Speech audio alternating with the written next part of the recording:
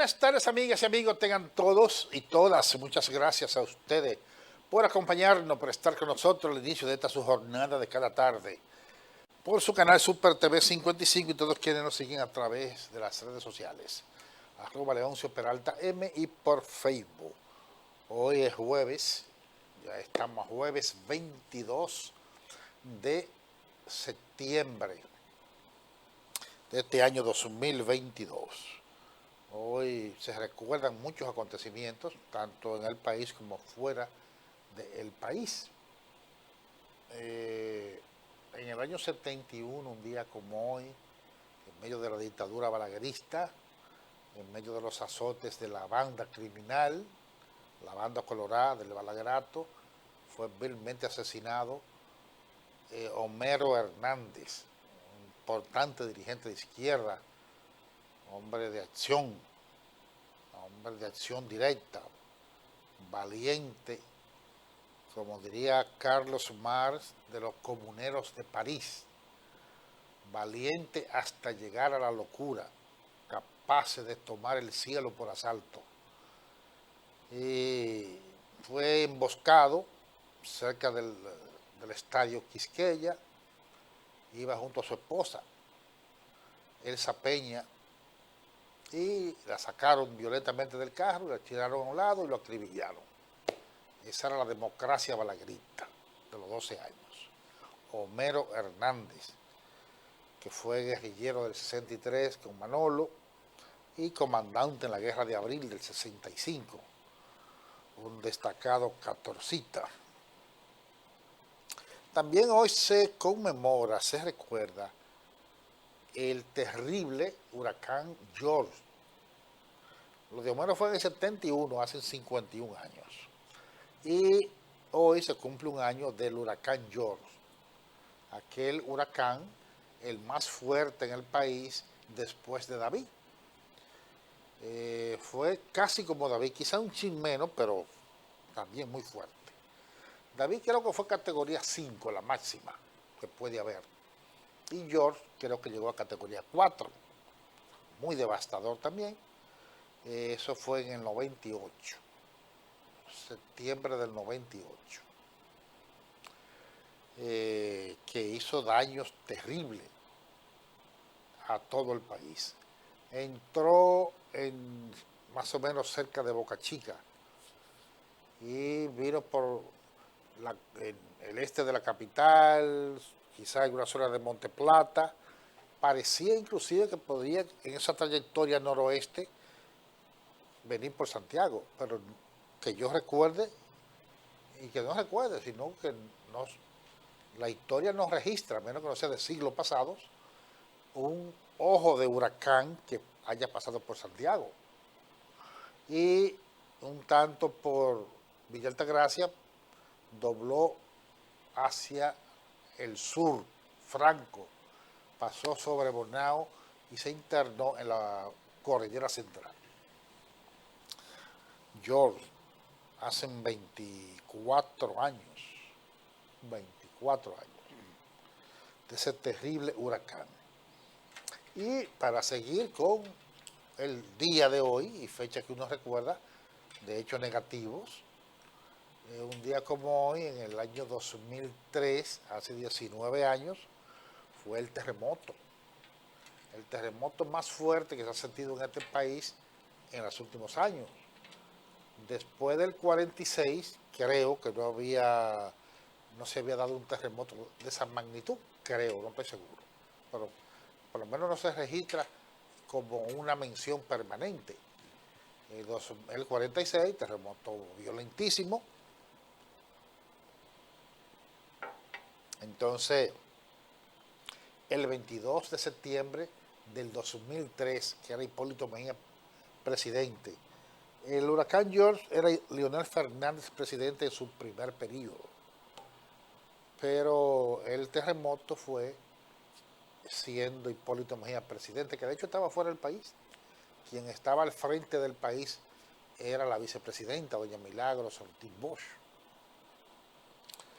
Y fue ese terremoto que hizo daño, especialmente en el Cibao. Su epicentro estuvo en la costa cerca del aeropuerto de Puerto Plata. Cerca del aeropuerto de Puerto Plata. Bueno,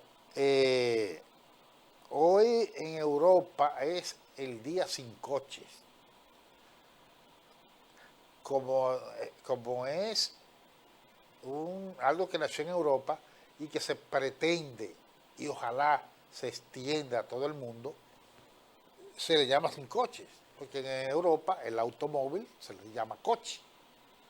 Aquí coche le llamamos a un carruaje estirado por un caballo, eso es un coche.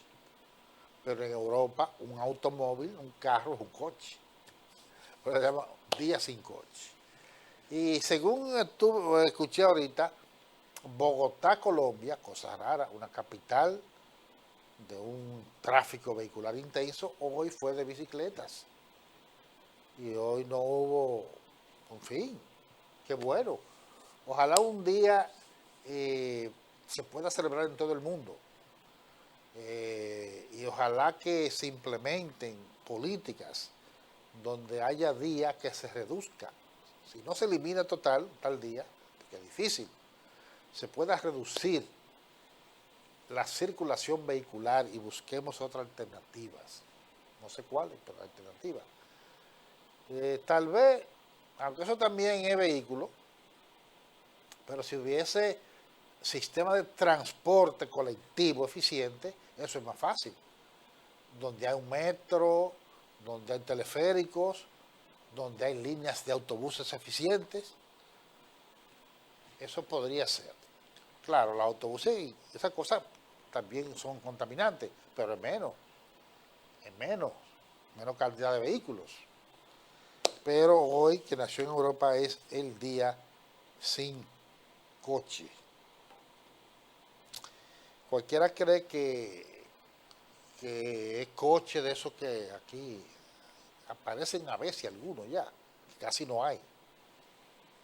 No, coches son los automóviles en Europa. Bueno, siguen las consecuencias, se sigue hablando de las reparaciones, de las casas a reparar, cuántas son, qué se está haciendo. Ese es el discurso del momento.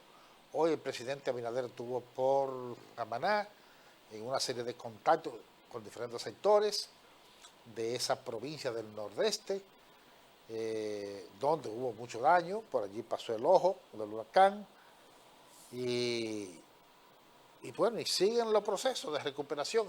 Eso es lo que le corresponde al Estado y al país.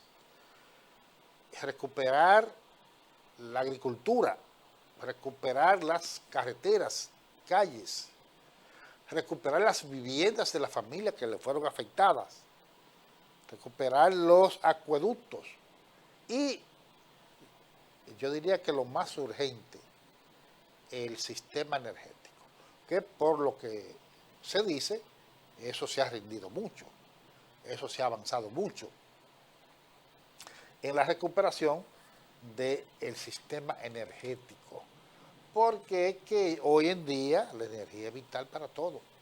Usted dirá, lo más importante es el que perdió su casita, que se la reparen. Lo que pasa es que una casita no se repara en un día ni 2 días. Y la luz se puede reparar en un día. Y por lo general, esa familia está en un albergue, no está en la calle, está en un local, está de un familiar, donde lo que hay que darle la esperanza que pronto volverá a algo mejor de lo que tenía. Eso sí, porque no puede estar todo el tiempo en un albergue, nos va a pasar años en un asilo, como damnificada, la familia que lo perdió todo, no.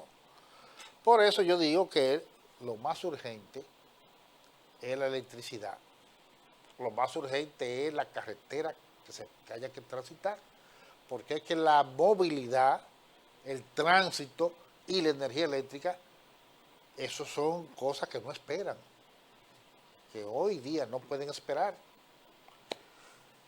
La casita se repara, no que lento algún día, rápido, pero eso se puede esperar una semana.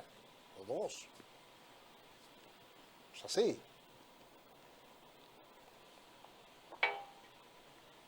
El agua es vital, más que la luz, pero el agua, si el acueducto no está, se puede conseguir el agua por otro lado. El agua se puede conseguir aunque no haya acueducto, con un sacrificio, pero la luz no. Entonces no puede fabricar la luz. El agua está ahí y aparece. Entonces parece ser, movilizando los recursos del Estado y del sector privado todavía se están evaluando daños, especialmente en la agricultura. Los daños no se evalúan tan rápido, hay que evaluarlo, inclusive conocerlo, porque hay lugares donde hay agricultura, inclusive alejados de las carreteras, zonas de difícil acceso. En cualquier loma hay una plantación de rubros agrícolas, y entonces todos esos son procesos que deben evaluarse, conocerse y que se establezcan las políticas. El presidente Abinader dice que todo eso se va a atender, que todo eso se va a resarcir. Los daños a la agricultura, como los daños a las infraestructuras. Esperamos que de esa provincia, si no se ha iniciado, que también se creen las condiciones para que se le dé apertura al año escolar, para que arranque la docencia. No sé, es posible que alguna escuela haya sufrido efectos, pero buscar alternativas, que inclusive por ahí vienen soluciones añadidas. La escuela a los niños, educación tiene que llevarle la alimentación. Ya por ahí es una forma de ir solucionando también otro problema, de darle alimento a la niñez de las familias más afectadas, que son las más pobres, porque los ciclones, los huracanes, a quienes más afectan son a los más pobres, pero no porque ellos le tengan más odio a eso, ellos no tienen odio a nadie, porque ellos no tienen odio, sino porque eso están en condiciones vulnerables. Un huracán le da una casa buena, nada, ni lo siente, pero le da una casita mala y se la lleva y la vuela. Una inundación no llega a un lugar bien, no llega, salvo alguna excepción, Cañada, qué sé yo qué, pero las inundaciones, los ríos y las cañadas se llevan las casitas malas que están construidas cerca, y son los pobres. ¿Qué rico tiene una casita pegada de una cañada, de una barranca? Ninguno. No solo los ricos, sino gente hasta de modestos recursos. No hay que ser rico. Gente de modestos recursos, no, ahí solamente vive la gente de la pobreza extrema, Hay que decir que con este fenómeno, que va por, yo sé que las Bermudas, suerte que se torció, porque si sigue el noroeste, estuviera acabando en Estados Unidos, estuviera arrasando en Estados Unidos. La ruta que llevaba era llegar a las Carolinas del sur o del norte, y por ahí arrasar con gran parte de Estados Unidos. No iba, por lo que al llegar por la Bahama un poco al norte, era difícil que tocara la Florida, no, pero sí, más al norte de la Florida, las Carolinas, por ejemplo. Pero se debió a la derecha, que bueno, por ahí lo que hay agua, ahí está el océano, y solamente la islita de la Bermuda, que es chiquita, casi no hay gente. Y por ahí va, puede acercarse a la zona extremo oriental de Canadá, pero ya ahí hay poca gente también. Ahí es posible que llegue más debilitado, porque ya ahí el océano se torna más frío, ya cerca del Polo Norte, y ahí los daños serían, por ahí que va ese huracán categoría 4, devastador. Y en el país hay que decir que un signo positivo es que una serie de empresas están haciendo aportes significativos. Solo el Banco de Reservas se canteó con 100 millones de pesos. Y hay muchísimas otras empresas, empresarios, que han prometido 50 millones de pesos varios. Yo supongo que ya debe haber promesas de casi 300 millones de pesos del sector privado. Claro, el reserva es del Estado, no es privado, pero es descentralizado del Estado. Una empresa descentralizada del Estado. Los demás son del sector privado, bancos, grupos empresariales que han prometido de a 50 millones y faltan, que deberían dar. Faltan que deberían dar. Deben cantearse Corripio, Rainieri, que no sabe qué hacer con el dinero, y poderosos empresarios de Santiago también deberían cantearse con muchos millones de pesos. Pero esos de Santiago son por lo general, y eso bien, ojalá aparezcan 500, 600 millones de pesos del sector privado.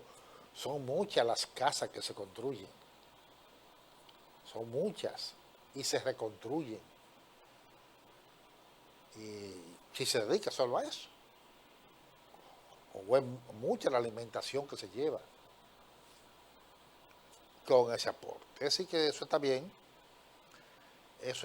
que se siga haciendo aportes por parte del sector privado y instituciones del Estado descentralizadas, porque lo demás tiene que ponerlo el Estado, del presupuesto nacional.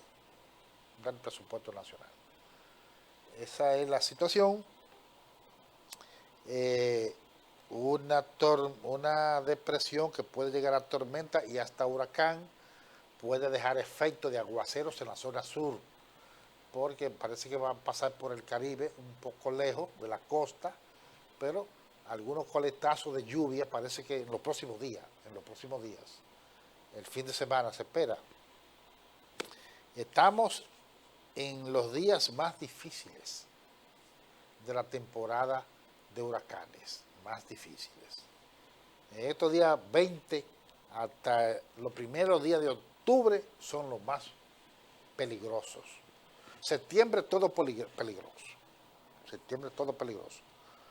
Pero estos últimos días de septiembre son muy peligrosos en el Caribe con los fenómenos naturales. Ese es el panorama. Señor director, vamos a nuestro primer contacto con la publicidad. Adelante.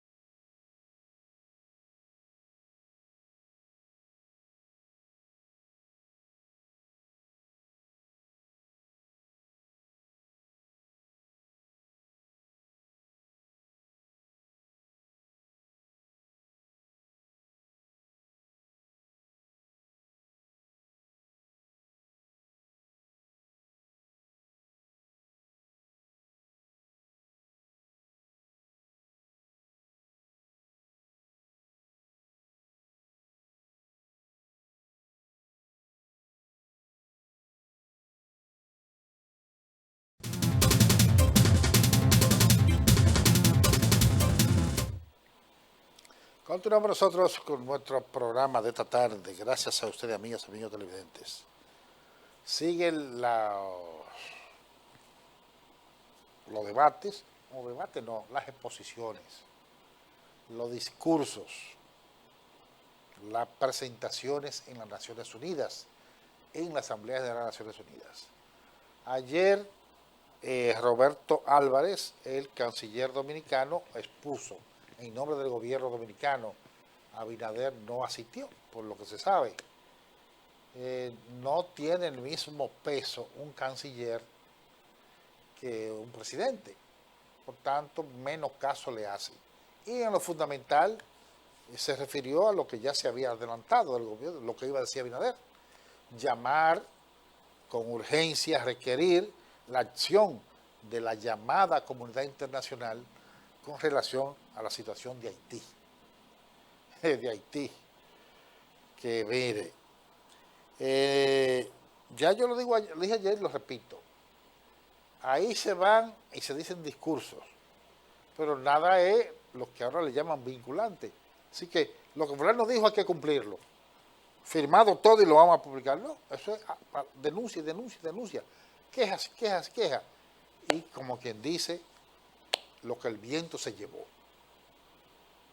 Muchas veces se queda en eso. Claro, es importante, no deja de tener su importancia, exponer los temas, las cosas, denunciar. El discurso del canciller cubano, Rodríguez Parrilla, muy contundente, denunciando el bloqueo, las agresiones a Cuba, la política agresiva de Estados Unidos, la barbaridad y la injusticia de tener a Cuba en la lista de países que apoyan el terrorismo, cuando el principal país que apoya el terrorismo y promueve el terrorismo es precisamente Estados Unidos. Entonces, muy bien el discurso del canciller cubano. Y bueno, allá en la ONU, Petro, que es de lo que ha dicho el discurso más contundente y de más impacto, en gran medida, y es mucho decir, un discurso de más impacto que de Biden. Y Biden es de Estados Unidos, que es el país más poderoso de la Tierra, que cuando habla de un tema tiene un carácter de que tiene que ver con el mundo entero. Tremenda presencia de Petro, presidente de Colombia, en ese escenario, y fuera de discurso central, le pidió perdón a Haití. Haití porque fue una gran cantidad de mercenarios, criminales colombianos, los que fueron a matar al presidente de Haití. Mercenarios, sicarios, de alto nivel, porque estos son sicarios para cometer asesinatos de esa clase, un presidente. No es sicario que ve una motocicleta y le tira tiro cualquiera por ahí. Por cierto, ayer se cumplieron 3 meses de la muerte de Basilio Guzmán. Ya 3 meses. Y no hay indicio de nada que se pueda esclarecer. Bueno, entonces Petro le pidió perdón a Haití porque él no tuvo la culpa. Pero él es el presidente y de ese país que salieron.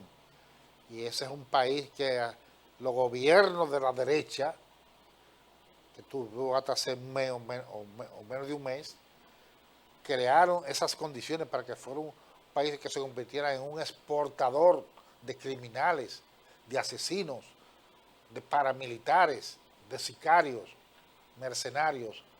Y es bueno eso que hizo Petro.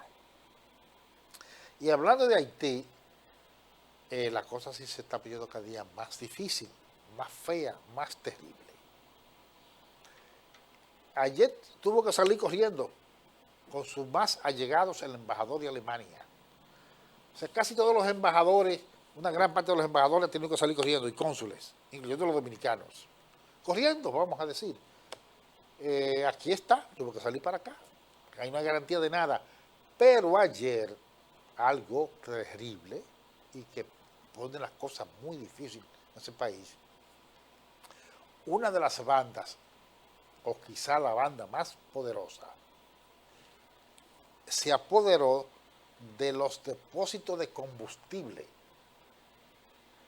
Se podría decir que es como aquí, que se apoderen de la refinería de petróleo que está en Jaina.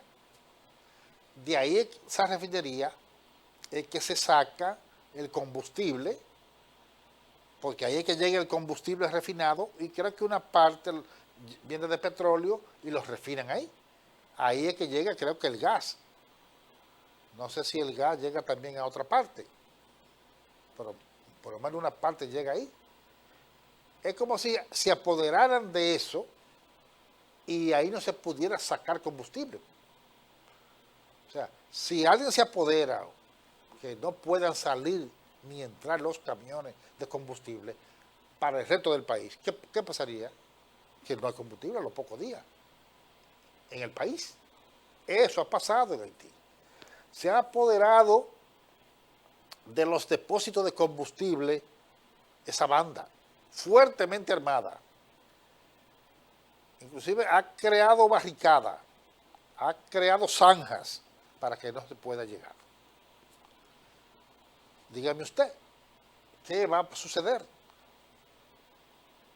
O sea, ¿dónde está el Estado? ¿Dónde está la fuerza del Estado que lo desafían así en aspectos tan esenciales y vitales para la vida de la sociedad?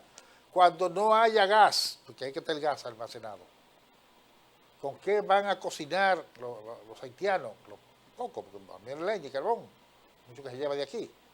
Cuando no haya combustible en las estaciones, cuando no haya gasoil para lo que sea combustible también, y muchas cosas, porque está allí trancado, está preso, está secuestrado, y no hay gobierno que vaya, salgan de aquí, entre a tiro, porque está mejor armado que la policía. Ahí ha llegado Haití, así está la situación. ¿Qué va a pasar? Y no algún día, en los próximos días. Bueno, es terrible lo que está pasando en ese hermano país. Ese tipo que dirige esa banda no ha ido al palacio y ha sacado a patada, o lo ha matado, porque no ha querido. Porque si quiere va al palacio y le entra patada al primer ministro, váyase. Y se sienta él ahí, porque no ha querido. Porque esa banda de delincuentes, como fuera la dueña de Haití, y otras. Bueno, en medio de ese panorama es que se está hablando en la ONU, que el país habló, que el país llamó, en medio de una situación así.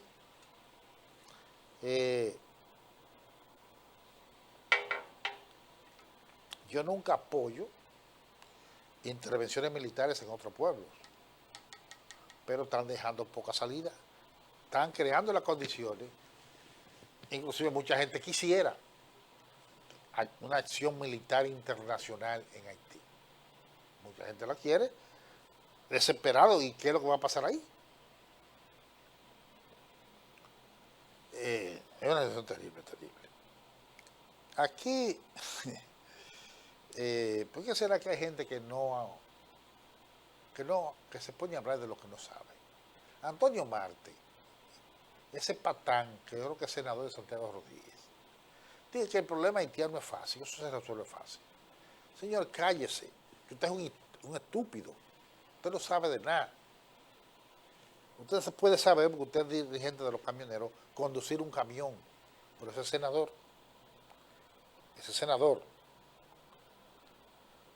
hablando del tema haitiano, sin saber nada de eso, cállese, burro. No estoy hablando disparate.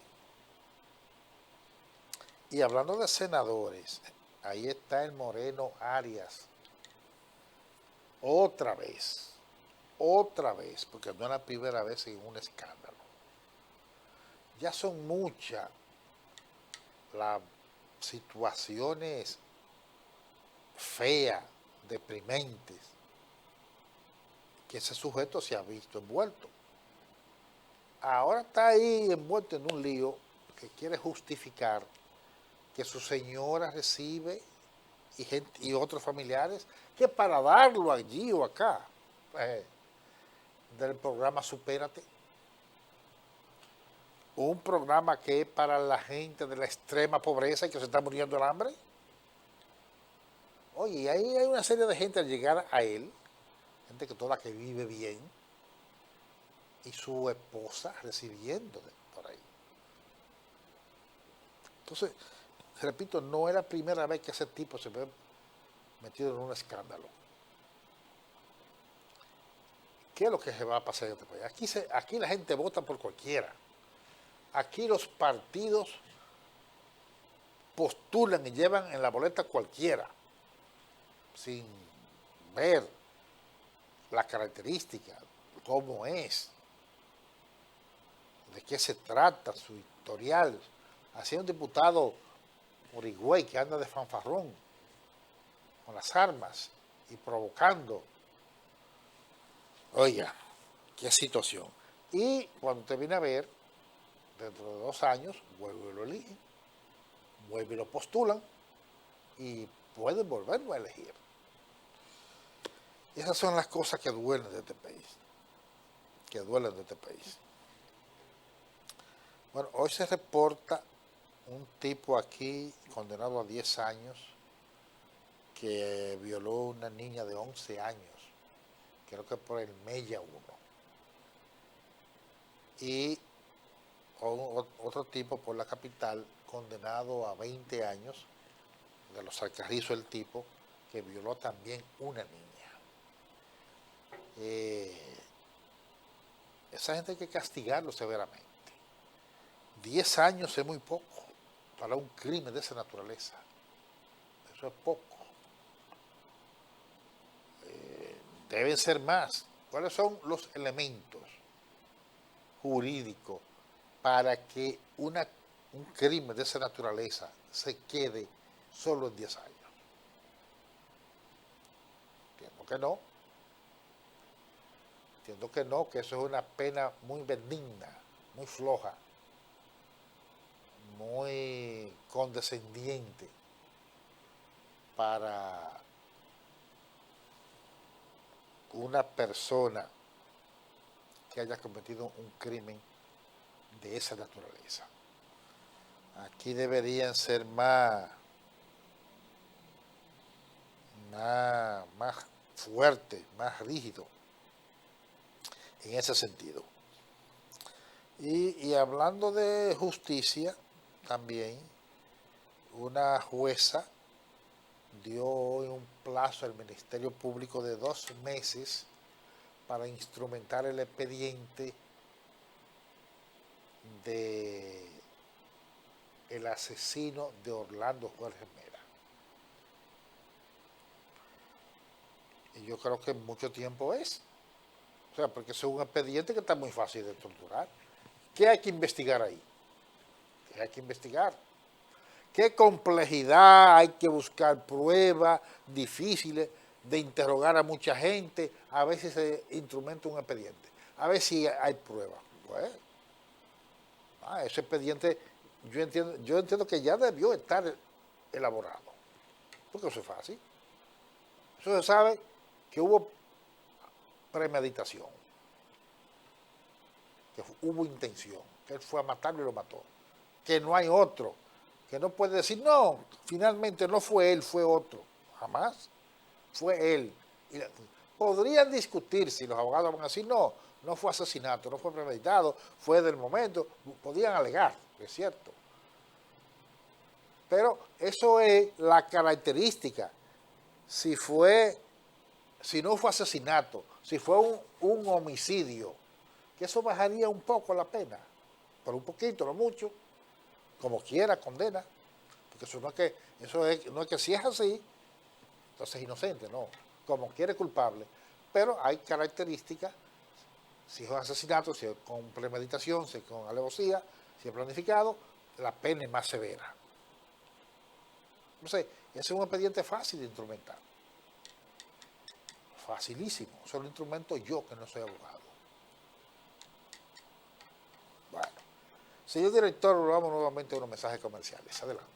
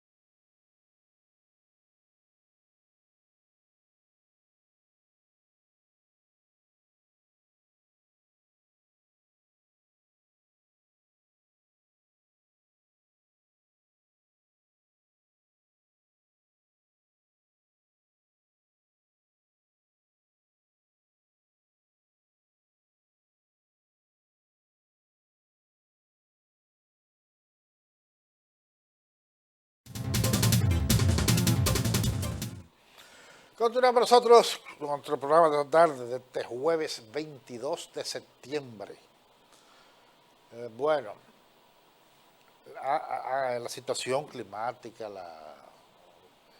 el panorama que hemos vivido esta semana, de tragedia y de serio trastorno, por supuesto que ha sacado un poco del escenario la atención de Pujols, pero no se desenfoca totalmente Albert Pujols. El país, en menor medida, por la situación, sigue pendiente de los días se acortan, solo debe quedar como 10 días o 11 días,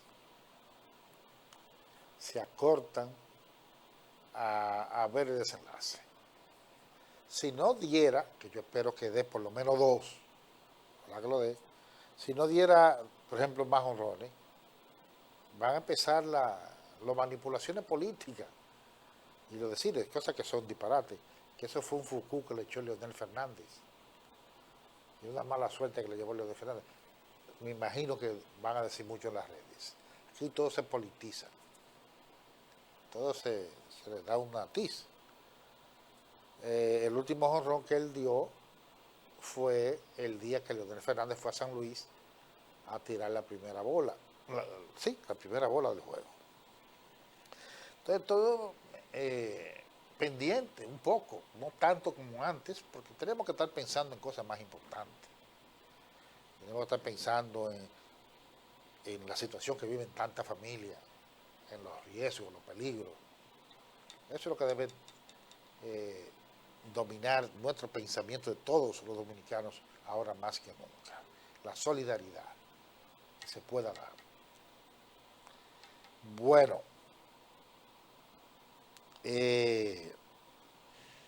fue aplazado el juicio a 3 personas del caso de San Francisco de Macorís, medida de coerción que se le están conociendo a 3 mujeres, creo que eran 3, por la muerte del niño en ese centro, en ese albergue infantil, que hubo esa tragedia, que se ahogó un infante, y eso no puede ser. Eso no puede ser. Ahí hubo negligencia, no que hubo deseo, jamás, ni que lo desearon, ni que fue a propósito, no. Pero hubo descuido, negligencia, irresponsabilidad. Y por eso tienen que responder.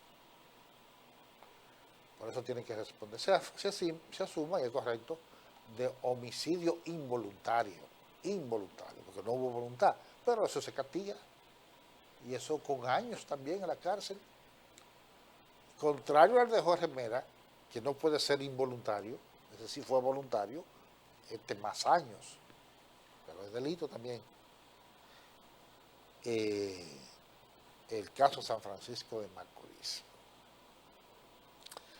Bueno, la Junta Central Electoral ha confirmado, establecido 36 juntas municipales, ¿sí? Su directiva, sus funcionarios, y le ha dado un plazo de 15 días a los partidos para que hagan impugnaciones. Tienen el derecho a impugnar a alguna de la gente que están ahí, o todas, o alguna.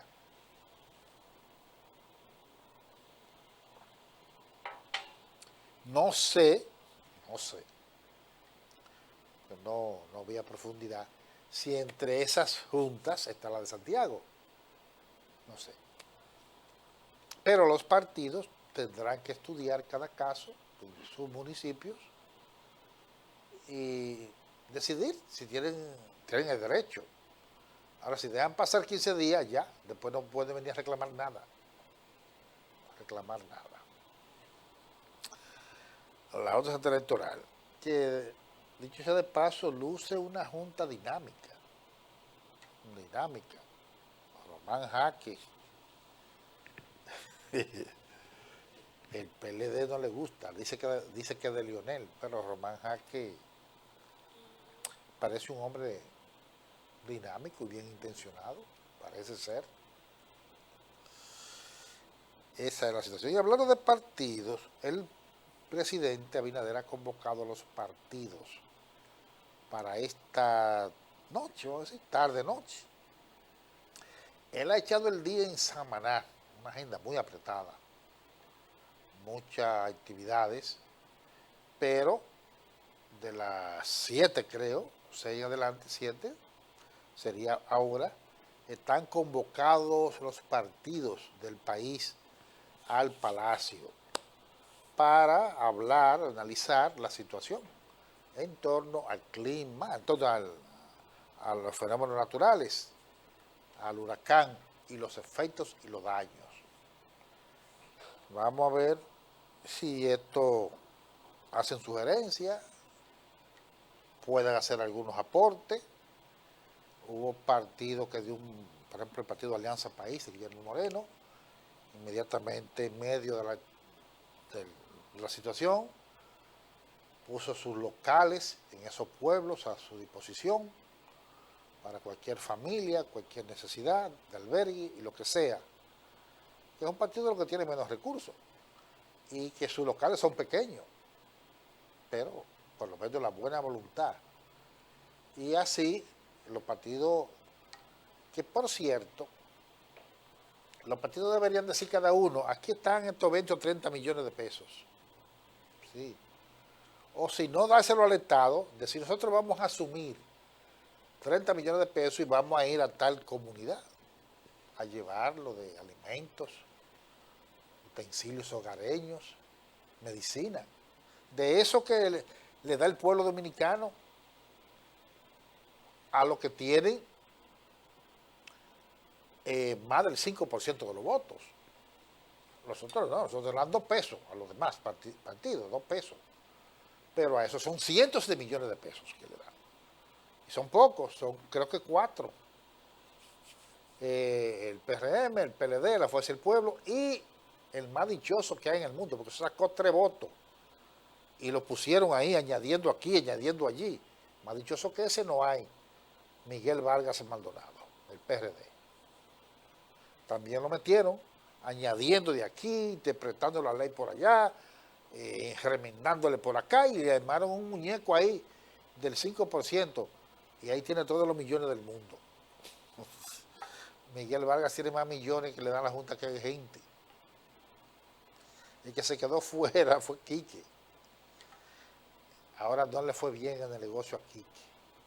Por eso se ve cada día más languideciendo el Partido Reformista, porque ahora no le tocó la millonada. No pudieron enmendar para que salieran los millones. Esa es la situación.